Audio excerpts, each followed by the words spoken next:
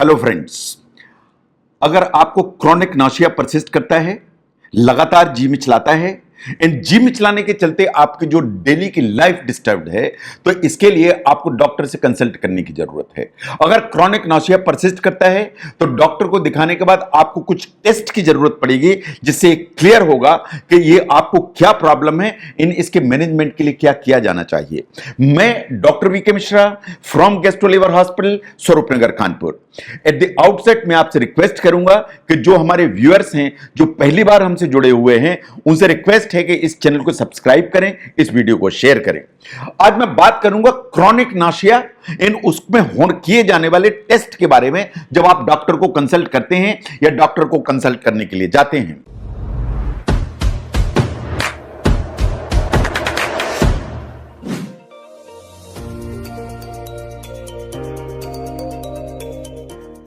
ये quite possible है कि आपको सिर्फ किसी एक टेस्ट की जरूरत हो, वो एक टेस्ट किया जाए और प्रॉब्लम सामने आ जाए। और कभी ऐसा हो जाता है कि आपको मल्टीपल टेस्ट की जरूरत पड़ती है इस प्रॉब्लम को सुलझाने के लिए।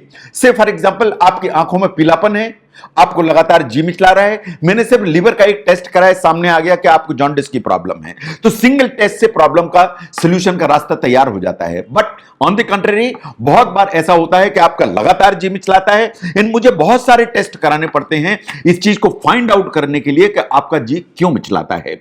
ये जो रूटीन टेस्ट हैं, इनसे जो जी मिचलाना है या वॉमिटिंग है या नौशिया का खास पता लग सकता है, लेकिन एट टाइम्स आपको स्पेशलाइज्ड टेस्ट की जरूरत पड़ती है इस प्रॉब्लम को सॉल्व करने के लिए। नंबर 1 पर हम जो काम करते हैं that is the blood test. जो आपके ब्लड टेस्ट करते हैं उसको आप ध्यान से देखिए। नंबर 1, हम आपके कंप्लीट ब्लड काउंट करेंगे। जो कंप्लीट ब्लड काउंट है उसमें हम दो चीजों को देखेंगे। नंबर 1 कि कहीं आपको खून की कमी तो नहीं है, आपको एनीमिया तो डेवलप नहीं हुआ है। नंबर 2, हम ये देखेंगे कहीं आपकी बॉडी में कोई इंफेक्शन तो नहीं है, अगर ऐसा है तो आपको टोटल ल्यूकोसाइटिक काउंट ऊपर की तरफ जाएगा। नंबर 2, हम आपके किडनी फंक्शंस देखेंगे, इन द सेंस कि आपका सीरम क्रेटिनिन का लेवल देखेंगे, आपका ब्लड यूरिया नाइट्रोजन देखेंगे। इसके साथ आपके electrolytes like sodium and potassium, इन पर भी नजर डालेंगे। नंबर 3, आपके लिवर फंक्शन टेस्ट हम कराएंगे।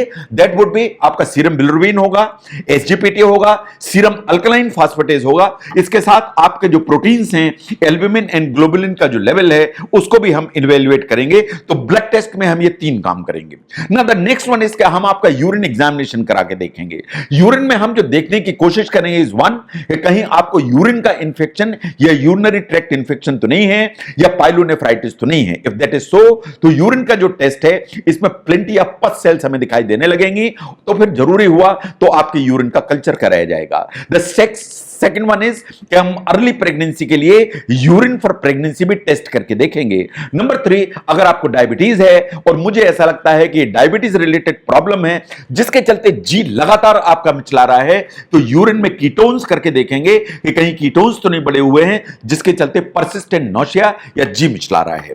अगर लगातार आपको वॉमिटिंग का सेंसेशन बना रहा है एंड ब्लड यूरिन टेस्ट से भी प्रॉब्लम सॉल्व नहीं हो रही है, तो आपका एक अल्ट्रासाउंड एग्जामिनेशन कराया जाएगा। जो अल्ट्रासाउंड एग्जामिनेशन है उसमें हम आपके जो लिवर है उसको वॉच करेंगे, लिवर की साइज कैसी है, उसका इको टेक्सचर कैसा है, इसके अंदर कहीं कोई ट्यूमर या एब्सिस या उस तरह की कोई चीज तो नहीं है।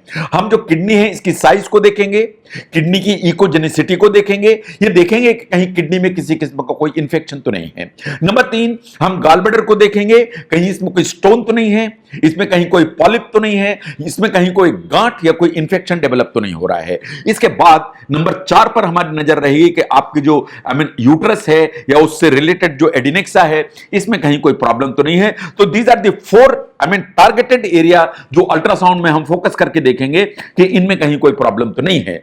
तो अल्ट्रासाउंड किन चीजों को पहचानेगा? इन द सेंस कि मास लीजन, कि पेट के अंदर कहीं कोई गांठ तो नहीं है। नंबर 2, स्टोन्स, कहीं gallbladder, bile duct, pancreatic duct, इनमें कोई स्टोन्स तो नहीं है। ये किडनी के इंफेक्शंस या यूरेटर में स्टोन्स या किडनी में स्टोन, इनको ढूंढने की कोशिश करेगा।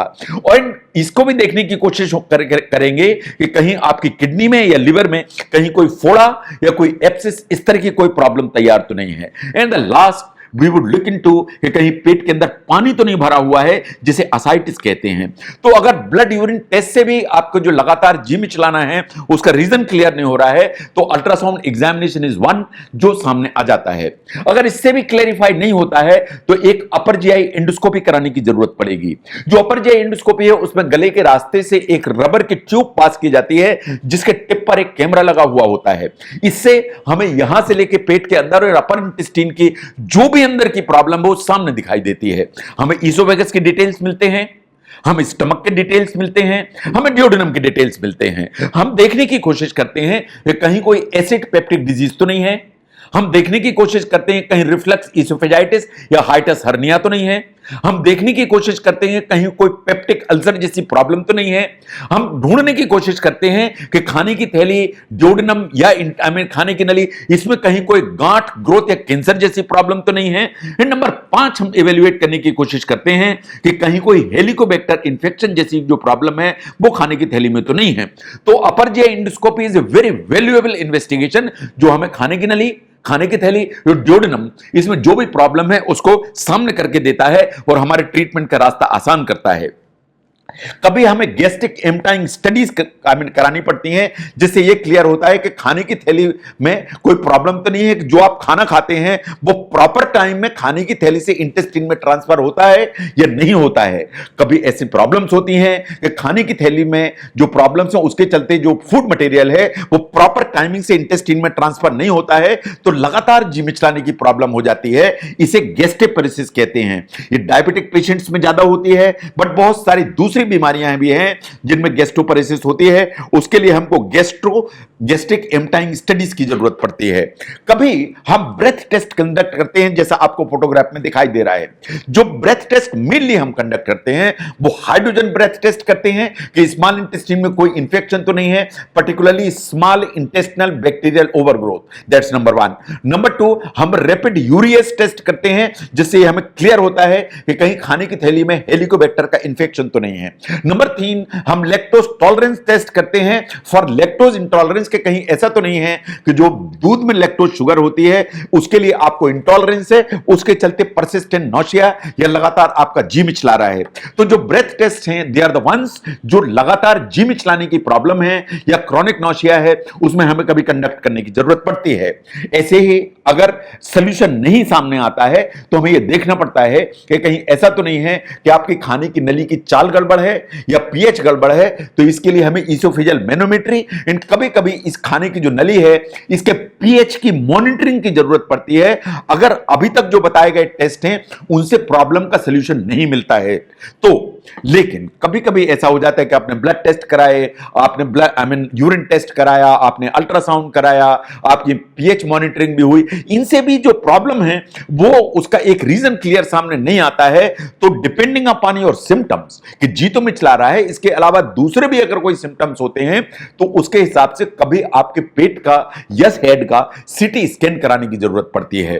तो जो CECT pelvis and abdomen and CECT head यानी सिर का सीटी स्कैन एंड पेट के सीटी स्कैन, दोनों की कभी हमें जरूरत पड़ती है। ऐसे ही अगर हमें पूरी इंटेस्टाइन देखना है, खाने की नली, खाने की थैली, छोटी आंत, बड़ी आंत, अगर पूरी की पूरी इंटेस्टाइन हमें देखना है तो कभी हमें कैप्सूल एंडोस्कोपी की मदद लेनी पड़ती है। जो कैप्सूल एंडोस्कोपी है उसमें आप एक छोटा सा कैप्सूल स्वेलो करते हैं जो यहां से ट्रेवर्स करता हुआ, खाने की थैली से ट्रेवर्स करता हुआ, स्मॉल इंटेस्टाइन, बड़ी इंटेस्टाइन से होता हुआ लेटिन के रास्ते से निकल जाता है। और जब ये ट्रेवल करता है पूरी इंटेस्टाइन में तो अप्रॉक्सीमेटली 60,000 इमेजेस लेके आता है। 60,000 इमेजेस जो ना रिकॉर्ड करता है और ये जो इमेजेस हैं इनको हम फिर कंप्यूटर पर सॉफ्टवेयर के जरिए से देखते हैं। In fact then we look into कि वास्तव में क्या प्रॉब्लम है जिसके चलते आपका लगातार जी मिचला रहा है। तो अगर हम परसिस्टेंट नौशिया को देखें तो परसिस्टेंट नौशिया अगर क्लिनिकल लेवल पर इवेल्युएट करने में हमें प्रॉब्लम होती है या क्लिनिकल एग्जामिनेशन से हमें लगता है कि नहीं इसका एक रास्ता या सॉल्यूशन तैयार नहीं हो रहा है तो हमें टेस्ट कराने की जरूरत पड़ती है। टेस्ट रूटीन हो सकते हैं, जैसे ब्लड टेस्ट हो सकते हैं, यूरिन टेस्ट होते हैं, कभी एंडोस्कोपी की जरूरत पड़ती है, कभी अल्ट्रासाउंड की जरूरत पड़ती है।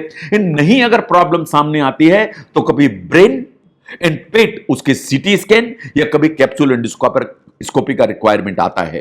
तो जहां तक लगातार जी मिचलाने की प्रॉब्लम है, यह हमेशा एक सिम्टम है जो सिर्फ इस चीज का इंडिकेशन देता है कि there is something wrong in the body. इन उसको आइडेंटिफाई करने के लिए हमें एक बैटरी ऑफ इन्वेस्टिगेशन चाहिए। अगर आप समझते हैं कि इस एंगल को समझने में यह वीडियो आपको हेल्प करता है तो इसको जरूर शेयर करें। मैं doctor VK Mishra from gastro liver hospital, Swaroop Nagar, Kanpur. Thank you very much.